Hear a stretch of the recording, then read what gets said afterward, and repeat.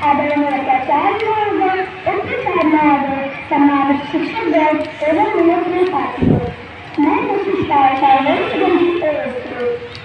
Radio commission जी के अंतर्गत PMC योजना के तहत एक कहानी लेकर प्रस्तुत कर रही हूँ जिसका नाम है पत्थर भी बोलते हैं। एक समय की बात है, एक बार रोज रोज पहाड़ों पर टहलने जाया करता था। तो एक दिन उसने सोचा कि आज मैं पहाड़ों पर टहलने नहीं, एक पत्थर की खोज करने जाऊंगा जिससे मैं एक ऐसी मूर्ति बना सकूं।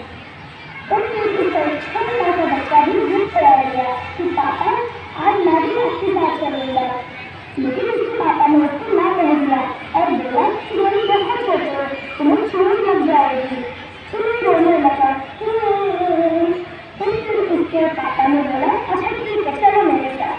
फिर दोनों पहाड़ों पर टहलने चल दिए और फिर चलते चलते उनको एक पत्थर मिला और फिर उसके पापा ने बोला कि चलो हम इससे एक मूर्ति बनाते हैं। तो फिर उसके बेटे ने कहा ठीक है पापा, और जैसे ही वो उसको काटने गए पत्थर रोने लगा।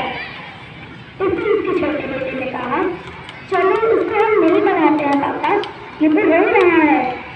तो फिर मूर्तिकार ने उसको अपने साथ लेकर आगे पत्थर की खोज में चल दिया।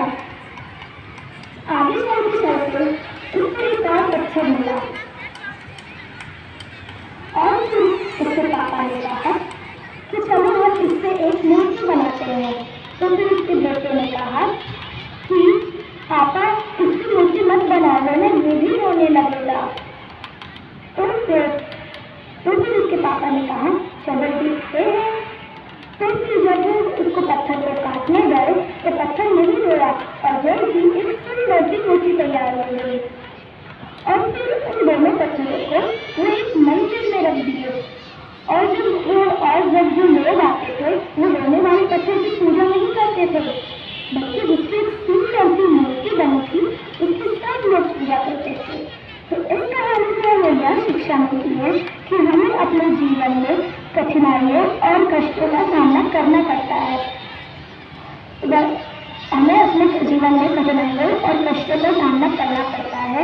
जो इससे घबराते हैं उनको सफलता कभी प्राप्त नहीं होती और जो उनका डर कर सामना करते हैं उन्हें सफलता प्राप्त होती है और आगे चलकर संसार में उनकी पूजा होती है।